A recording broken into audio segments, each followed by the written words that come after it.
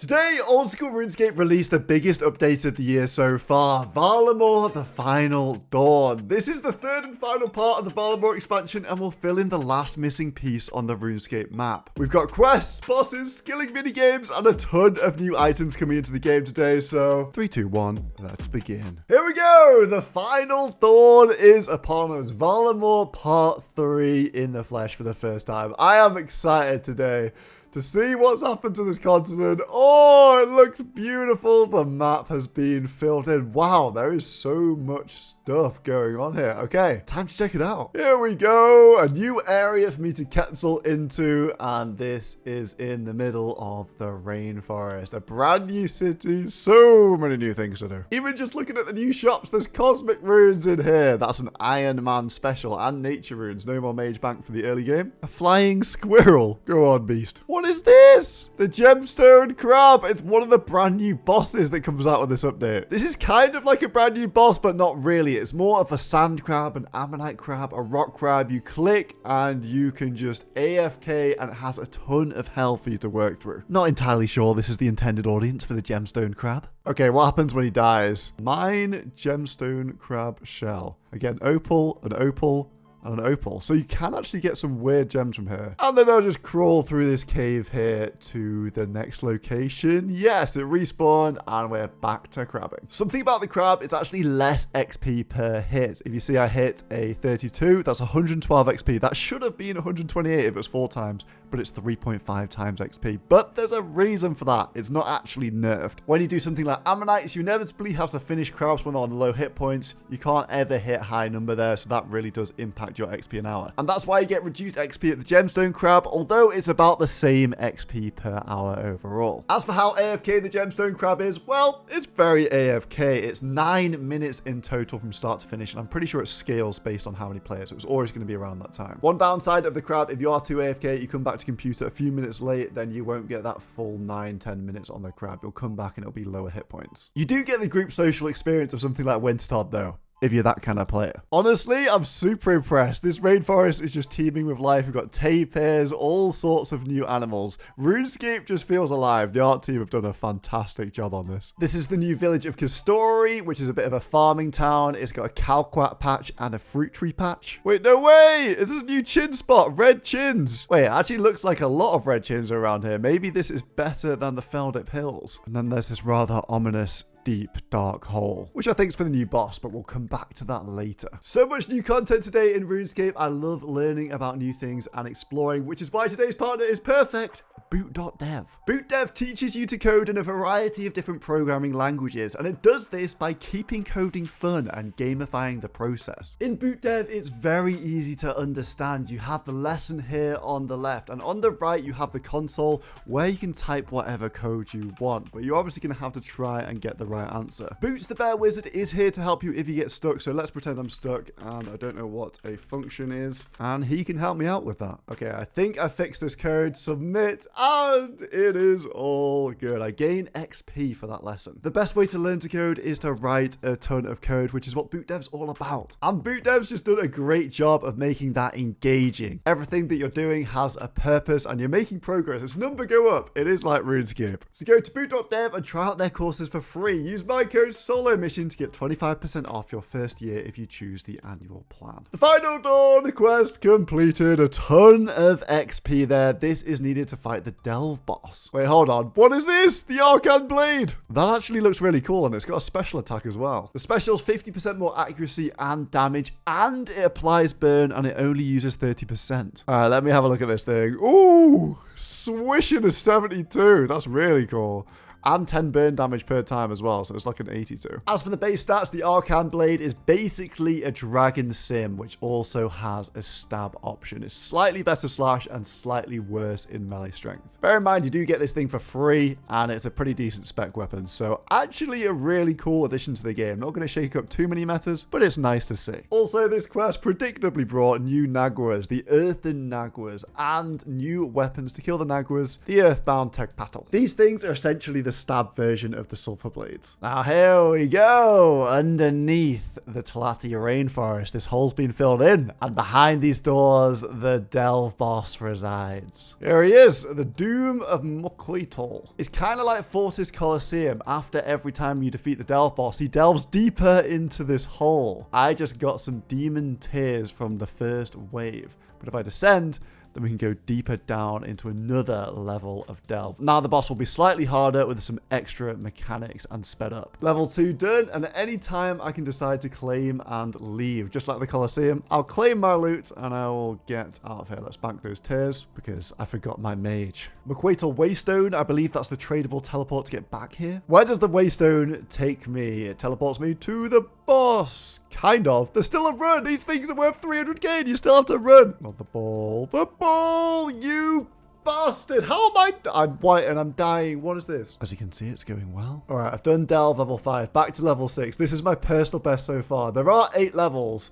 The room clears out and it goes a little bit more demonic when you get to this level. But it's manageable, I think. I'm not about to make a day 1 guide, you know me. I'd say quite similar to Leviathan. There's a lot of one-tick prayer flicking in there and managing the space accordingly. This is a shield mechanic where you have to kill the leeches as they're going in to take down the shield. The tractor phase where the thing just skids along the floor and comes for you, and then you have to get into safety. There you go, Delve 6 is done. On to Delve 7. I'm an idiot. 99! Whoa, we made it to Delve 8. Right, this is the final level I'm going into now. Will I survive? Probably not. And now we turn him this way. We've got that rock up the north. There we go. No, what? I got pushed by the rock. Oh, I definitely can do that. No loot. I may as well descend. We've got another level 8 attempt on the books. Wait, is that 2 balls? Ooh! What the? 2 balls again. I'm done. There's so much going on, but look, it's still going into my dead body. That's a lot to keep track of. Okay, up to Delve 7, I can kind of manage. Delve 8 is just another level. Come on, the deepest and darkest level there is. Create the pathway and walk the path. 1, 2. Oh, don't run out, ball, please. Protect me. Okay, I'll take 1 hit, that's fine. Oh, the 2 balls, the 2 balls. Mage, range, mage, mage, range, mage. Prayed everything correctly, mate. Now the skid phase. Okay, set it here. Beautiful. And then I can go to this rock. Then he does the ground shake. And then I run here. I set it there. So he goes over there. And I've got this rock free. Oh, he's nearly dead. He's nearly dead. Come on, this is level 8. I've done it. Beautiful. Level 8 completed. The thing is, now you're supposed to keep going. With what supplies, bro? I may as well give it a shot. This is old school RuneScape's first enrage boss, where you can keep farming it at the lowest delve for the absolute best drop rates. And this is probably the best money in the game by miles right now, if I had to guess. Oh my days. I need to do something about that. Oh.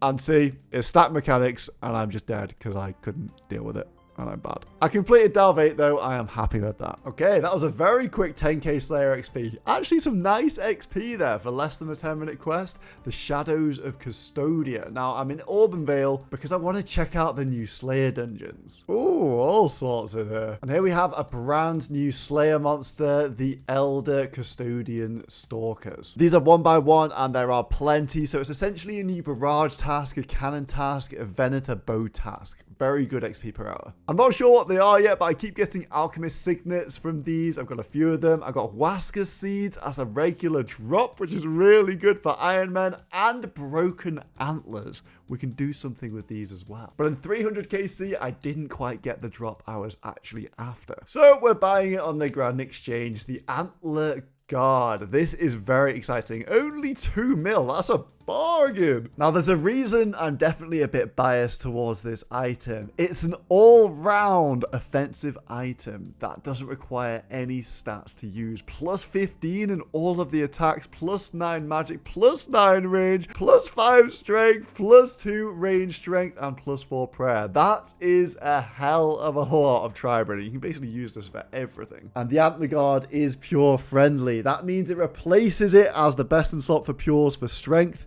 It's plus 3 bonus over the Bandos book. It replaces all the melee styles over the Zami book, and it replaces the Book of Law as the best in slot range shield because it has range strength, and it's not too far off a mage book either, only 6 behind in that category, so a hell of a shield slot for pures here. Also a very good upgrade on the Iron Man progression because you can just scoop them off your Slayer tasks of Custodian Stalkers as you're going up the levels, and the range strength is making it your best range shield, most likely. Unless you have an Odium, a Buckler, or a Dragonfire Ward, you're not going to have anything better, so this is going to be good for a while. Okay, so we've got a chest opening here. These signets open this chest. I'm expecting big things. Wait, what? Oh, you get loads of nice stuff. Okay, they're definitely worth picking up off the floor then. That's actually a pretty nice haul, especially if you're on an Iron Man or something. The seeds, the herbs, the Eldariums. Also, the other drops, I can fletch the broken antlers into atlatl dart tips. And what do you know, we can combine them to make atlatl darts. Speaking of fletching, welcome to Auburn-Vale, the home of the new Varlamore fletching activity. Here we're going to get in touch with our spirituality and help out with nature. That's my spirit right there. Essentially, you just build totems and then craft them to the nearby animal's liking. There are 8 totem sites to build up across Auburn-Vale, and then you have to decorate them with bows, staffs, logs, so that you can come and claim your offerings, which gives loot. Doing this earns you points to spend in the research exchange, where you can buy a fletching knife to fletch faster and a bowstring spool to store bowstrings in.